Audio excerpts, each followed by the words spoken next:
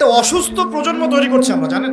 এই প্রজন্মের ছেলেরা নাস্তা করে 12টা-1টার দিকে, দুপুরে এদের রাত হয় 12টা-1টা পর্যন্ত, ঘোরাফেরা করে, ফজরের নামাজের সময় ঘুমায়। ফজর নামাজটা পড়ে ঘুমায় না, কিন্তু ফজর নামাজের সময় ঘুমায়। উঠে দেখবেন 12টা-1টায়, নাস্তা করে 12টা-1টার দিকে।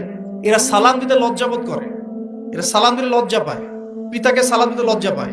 হ্যাঁ, টাকটুর উপরে কাপড়, দাড়ি রাখা এদের কাছে মনে হয় ব্যাকডেটেড থিঙ্কিংস। হ্যাঁ, এরা পাপকে পাপ মনে করে না, মাদককে এরা স্বাভাবিক মনে করে, জেনাটাকে স্বাভাবিক মনে করে। ফ্রি মিক্সিং, জেনাটা খুব স্বাভাবিক, বয়ফ্রেন্ড গার্লফ্রেন্ড খুব স্বাভাবিক বিষয়, ঠিক আছে? বাপের টাকা পয়সা থাকলে এগুলো নিয়ে বন্ধুদের সাথে মজ মাস্তি করাটাকে এটা ফ্যাশন মনে করে, টাকা উড়িয়ে দেখে ফ্যাশন মনে করে।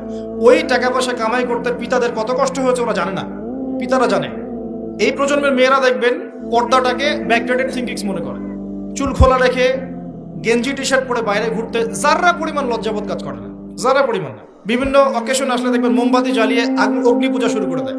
হ্যাঁ, এবং কোনো কোনো ক্ষেত্রে সংস্কৃতির নামে এমন কিছু শিরকি কাজ করে যেগুলোর সাথে ইসলামের কোনো সম্পর্ক নেই। এরা জীবনে প্রতিষ্ঠিত হওয়াকে, বাইরে একটা ডিগ্রি সার্টিফিকেটকে নাজাতের ওসিলা মনে করে ফেলে।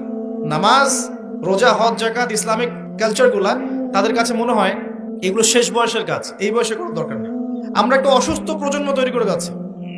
আপনি সালাম দিয়ে দেখেন উত্তর দেয় না, সালাম দিলে সাই বোধ করে, সালাম দিতে মনে হেড হয়ে যাচ্ছে কথাটা। কি লজ্জা, সালাম দিতে কি লজ্জা।